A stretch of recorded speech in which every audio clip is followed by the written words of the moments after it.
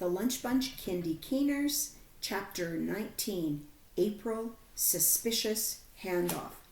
The Kindies were seated at the carpet for the last half day of school before Easter break. The morning would be fast with lots of activities all related to Easter. Granny Janny joined the group to help Ms. M with the busy morning. "Granny Janny, I love your pink sweater," complimented Ms. McAllister. "Pink is your color." "Thank you, Ms. McAllister. Your outfit is very festive and lovely," replied Granny Janny. Ms. M was a vision of loveliness in a dress adorned with fancy Easter eggs and Easter bunnies. She topped the outfit off with a pair of pink bunny ears. "We will start with some take-home Easter crafts, kids," explained Miss M at the carpet. "Then we will have an Easter egg hunt after recess. The last event of the morning will be a short classroom party with singing and dancing. We're going to have a fabulous morning, Kindies." "A dance party? This day doesn't get any better," squealed Pooja. "We get to sing." "Perfect," cheered Francis. "Oh, how fun for us," groaned Andrew sarcastically. Ms. McAllister and Granny Janny gave the 5-minute cleanup warning and asked the children to wash for a special snack. Granny Janny made delicious sugar cookies in the shape of bunnies and flowers and had iced them with pastel-colored icing. Ashley bit the ears off her bunny cookie. "Do you know what animal you have when you bite the ears off an Easter bunny, Pooja?" "Not a clue," replied Pooja. "You have an Easter gopher," and the girls giggled at the silly joke. She had to explain to those who didn't know what a gopher was, but got her buddies to do the same, and the table erupted in fits of laughter. The party drink of choice was apple juice drinking boxes. "Cheers, Lunch Bunch," announced Brandon. Then the return of school from Easter break was a mixture of emotions for the Lunch Bunch. "I was having so much fun playing outside. I'm ready for summer. Aren't we finished learning?" confided Brandon. "I couldn't wait to be back at school. I counted down the sleeps till we came back," said Ashley. "Me too, Ashley. I love school and couldn't wait to get back," gushed Pooja. The McMillan brothers were running late, and when they did show up, Matthew was disheveled and grumpy, and Andrew was eating his toast with marmalade on the fly. Bright-eyed, bushy-tailed Frances was thrilled to see her friends again. As they waited for the morning bell to ring, she went to each agent and relayed the message. "We will have an LB6 meeting at lunch recess. There are decisions to be made." When the bell finally rang, Granny Janny surprised the children in the classroom. "Is it Tuesday?" wondered Andrew. "Welcome back, kids. I know it is not Tuesday, but I'm here to help you get your spring concert props made so we can practice with them before the concert," she explained. Mrs. O'Neill decided the students should make a reversible prop. They would make kites with dowels and ribbons on one side, and then on the flip side make a rainbow design. Ms. McAllister had set aside extra art time to complete the complex project. At the second recess, the Lunch Bunch gathered at the playground. "Is anybody else wondering if the gems are still inside our headquarters?" Pooja asked. "We need to keep our eyes open every recess, as well as before and after school, to see if there is any evidence that the thieves returned," explained Andrew. "What should we do, Brandon? Did you think about a plan over the break?" wondered Ashley. Brandon nodded. "Safety is the most important thing right now. I'm curious if the gems are still inside, but I also agree with Andrew. Why don't we set up a trap on the door under the stairs to see if anybody goes in? We can string a fine thread from one side of the door to the other.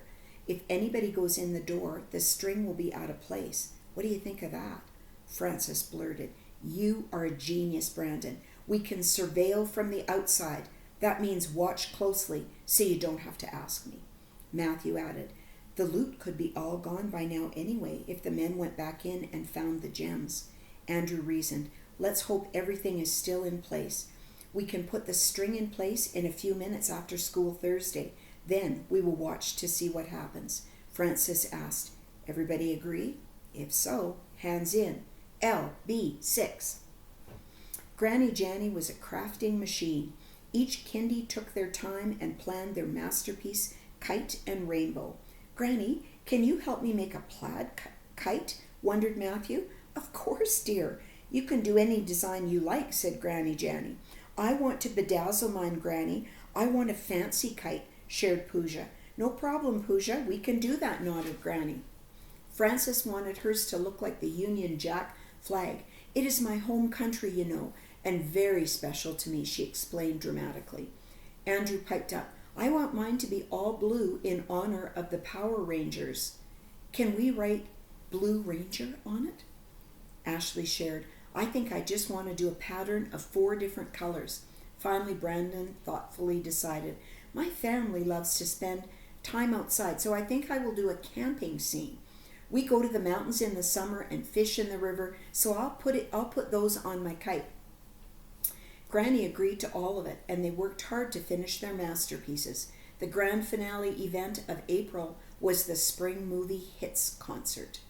The dress rehearsal went very well for the Kindies. Granny Janny was unable to attach the final pieces of the kites until after the dress rehearsal.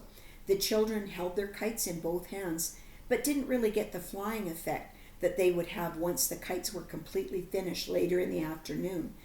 On the way back to the classroom from the dress rehearsal, Andrew asked Ms. McAllister if he could go to the washroom. Yes, you go now, Andrew, and meet us at the classroom when you are finished, Miss M answered.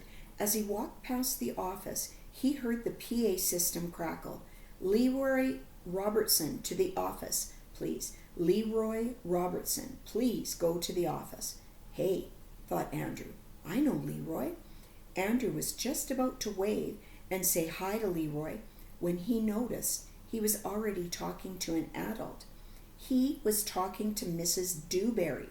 He slowed his steps so he could overhear what they were talking about. Here was a good test of his spy skills to walk by without getting noticed by either one of them.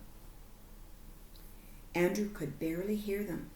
They were talking to each other in low volume.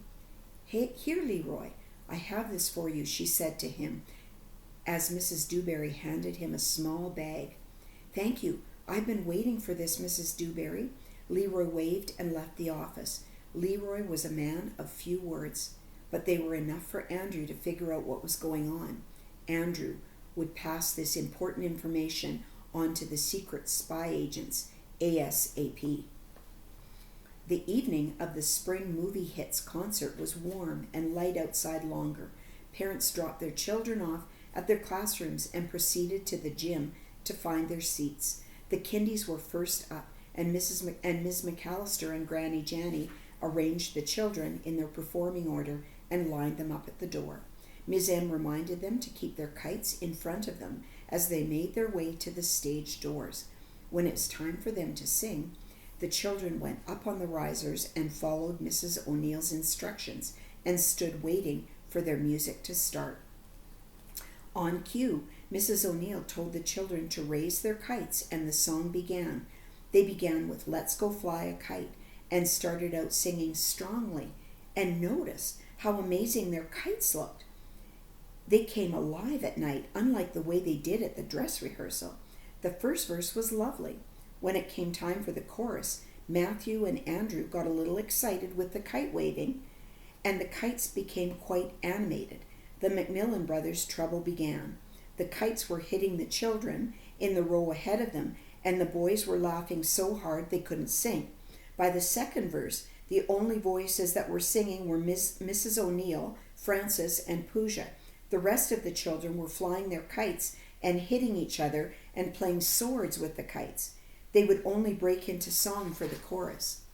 Frances turned around and loudly told Matthew and Andrew, "You are being annoying. Stop it immediately." The audience watched the chaos unfold quietly at first, and then they too were in fits of laughter. When the song was over, Mrs. O'Neill went to the center stage and spoke in a firm, whisper-like voice. The wide-eyed Kindies looked at her and nodded their heads. The audience knew she meant business, but could not hear what she was saying to the children. Then the children reversed their kites to reveal their rainbows. The music started, and the children sang, "I Can Sing a Rainbow," as if their lives depended on it. The families clapped and cheered for the K's as they exited the stage.